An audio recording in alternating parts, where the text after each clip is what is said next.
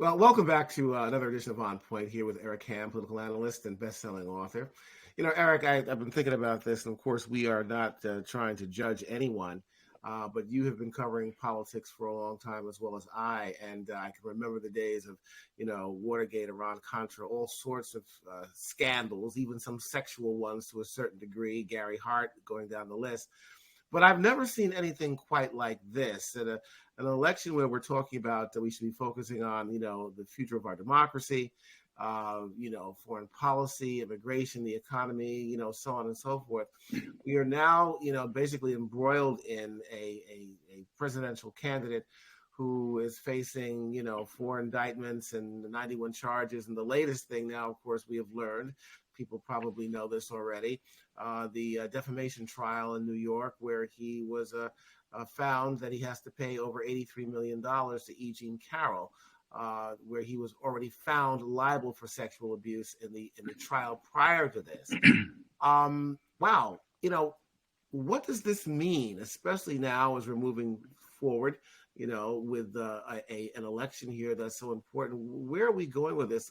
How will this translate into anything in terms of, where we're going in this election at this point? What are your views on this? This is uncharted territory. You mentioned a lot of the scandals that we have seen take place over the years, but we've never seen in an actual election year where you have a presidential candidate who also was president, who is now facing the kind of legal scrutiny that Donald Trump is. And while it has certainly fueled his candidacy with his base of support, it's going to be a very different story when he makes the transition to general election candidate. And the reason I say that is because particularly when you look at the Carroll case, first you were found liable for assault and you had to pay $5 million. Now you've been found liable for defamation of character a second time, and now you're paying out a whopping $83 million. Mm-hmm. And this is actually going to scare many of those suburban women that he is going to need in places outside of Philadelphia, Pittsburgh, outside of Detroit, and places like Macomb County, Wisconsin. That's going to be a problem for him just in this particular case. And by the way, we still have not gotten to the final judgment in the New York Attorney General case, where that could be nearly $400 million. And the question becomes, where does Donald Trump get the money to pay these judgments?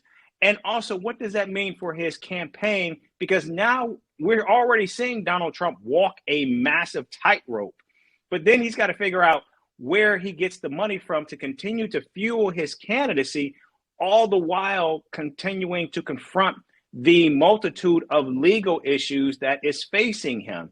And I think at some point, and we're probably seeing it play out right now, where Donald Trump has hit a ceiling in terms of what this means for him, in terms of how he is fighting a two-front war, both legally and politically. Well, it hasn't affected his base at all. We've heard sound bites from many people who have said that they will still vote for him even if he's convicted. Okay, we understand that.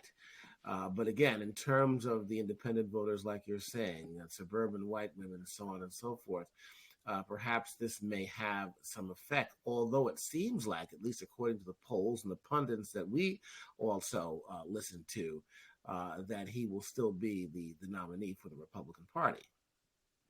That's right. But also remember, many of those voters that voted for Nikki Haley, both in Iowa and in New Hampshire, have made it unequivocally clear they will not vote for Donald Trump as the nominee. That's important because in New Hampshire in particular, that's a battleground state.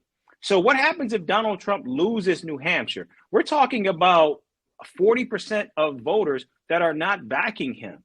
And we see already how he is going after Nikki Haley because Donald Trump himself recognizes how important it is for him to finish this primary election so he can begin the process of trying to bring along those voters who have already made clear they will not support his candidacy. So Donald Trump has an independent problem. He's got a problem with independent-leaning Republicans, just like Joe Biden is now doing the work in South Carolina and other places to try to bring back many of those black voters that he is going to need in order to win re-election. Donald Trump also is attempting to try to do the same thing, but he can't do so when you're losing defamation cases and you've got Nikki Haley, who is continuing to stay in the race and also highlighting many of the glaring weaknesses that are plaguing your candidacy and will continue to do so through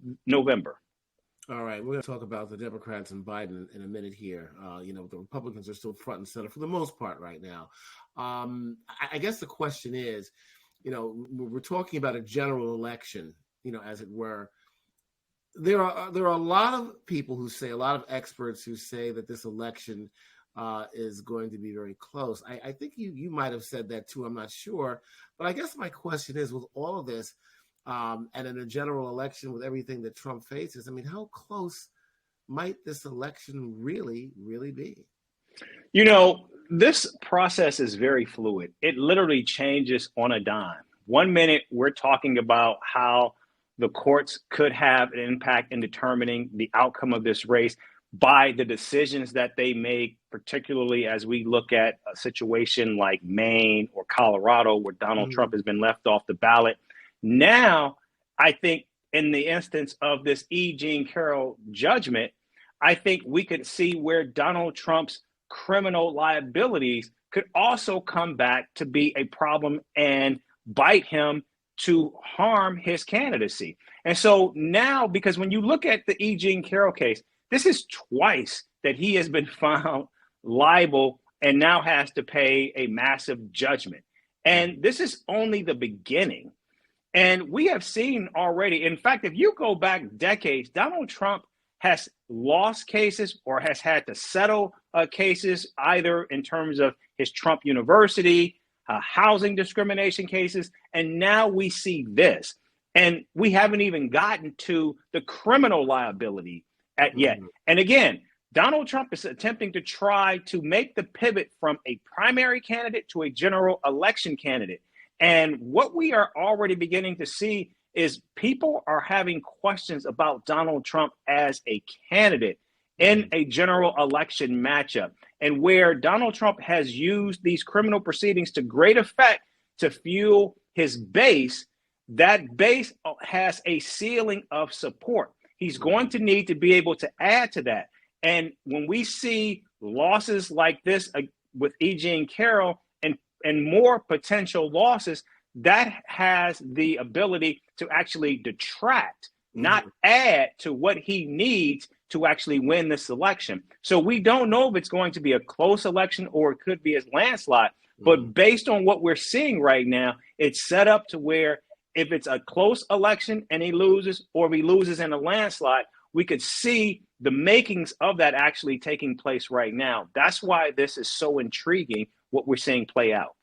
I just also want to point out from a reporting point of view on my side of this is that, as you mentioned, that he has been found guilty in other trials, a Trump University trial. We can go down the list, spanning maybe a decade or so or more. So I know he's looking at, Biden blaming this on him. I guess his base might believe that. But, if we go back, Biden was nowhere in the picture on any of this. And these are trials that where he's been accused by a jury of his peers. Not by Biden or anything else. I just want to put that out there for the record. Let's talk about who might stay in this race because of this. If he is found, say, guilty in the racketeering trial, if any of that comes up prior to the convention or prior to the election, this might be a point where, say, Christie, Scott, Vivek Ramaswamy could probably jump back in this. Do you see that as a possibility? It's unclear what any of these people who ran might do. I think people like Vivek Ramaswamy, Tim Scott, they may stay out of it, given that they have gone all in supporting Donald Trump as the nominee. And I think right now the lane is probably open for a Chris Christie or a Nikki Haley, because even when Chris Christie got out, notice he did not endorse anyone. Mm. However, Ramaswamy, Scott, and of course DeSantis did. And I think what you're now beginning to see is many of the weaknesses that are plaguing Donald Trump that we just didn't talk about, say 3-4 months ago. And yes, he looks strong in terms of his ability to win. We know he's going to win Nevada here soon, and he's likely going to win South Carolina. But there is an enormous amount of baggage that is actually dragging Donald Trump down, just like Joe Biden. And I think it's going to be a problem more so for Donald Trump than it is for Joe Biden. And the reason for that is what we see with Donald Trump is, as much as he likes to consider himself a winner, we keep seeing him lose. He's losing defamation cases. We have seen his party lose a race after race, year over year. And right now, even members of his own party are saying it, notably Nikki Haley. All right, well, let's focus on the Biden factor here with a little bit of time that we have left. We know that according to at least some of the polls, he's losing support in the Black community. It was up over 80% back in 2020. Looks like, I think even the state of South Carolina, maybe throughout the country, it's like 62%. We know right now that Joe Biden is focusing his efforts on South Carolina. Kamala Harris is in Nevada right now. They have primaries coming up there. What is he going to have to do to woo back voters who feel, especially in the Black community, that he's really done nothing for them? How does he fight that? How does he get that support? Not to mention, of course, his age, which everybody's focusing on as well. So, I mean, it may not be as daunting, I don't know, but he has a lot that he has to do. I think if he's going to, secure an election, not the nomination, but, becoming a president once again. What are your thoughts? There is so much on the table for Joe Biden. And I know, one of the arguments that he and his handlers will make is Joe Biden has been focusing on doing the job as president and commander in chief. We know there's the war in Ukraine. There's the conflict in Gaza. Of course, he was battling inflation. And with all of this, we know the Biden administration has gotten an enormous amount. I mean, their record is phenomenal in terms of what they've done in 3 years. Mm-hmm. But a key component of this, and we've talked about this in previous episodes, a key component of being president is the stagecraft of the presidency. And Joe Biden has done that horribly. And while he is in South Carolina, we know right now, Joe Biden has made the argument that that Donald Trump is an existential crisis, that this is a battle for the soul of America. And if that is true, and if he believes that, we have not seen him actually fight, his fight actually match his rhetoric. Because Joe Biden, I think, is very well known for having these disappearing acts. He will come out on the stage and he will say something and you will not see or hear from him for weeks and months at a time.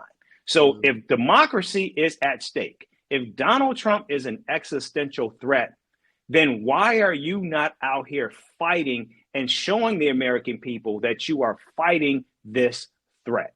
And people need to see that. And that is one of the reasons, that is one of the issues that I think is exacerbating this age issue with Joe Biden. Because, you see him, he looks frail, he looks old, and then you don't see him again. And people think, okay, this is an old man. And so he just doesn't have the stamina to actually fight for the soul of this country. And people are not inspired by what they see from a president who says one thing and then doesn't do anything in terms of the follow-up. Almost sounds like one of my favorite movies, The Wizard of Oz. You find out there's a man behind the curtain, and I'm not saying that that's him, but I think people might look at it that way as you have described it. This is very interesting. A lot's going to happen in the next few weeks. I mean, things are happening actually day by day, but we're going to keep everybody informed. Eric, thank you for being with us. I just want to, for our viewers and listeners, if you like what you hear, if you like what you see, and you want more of this, please subscribe to On Point.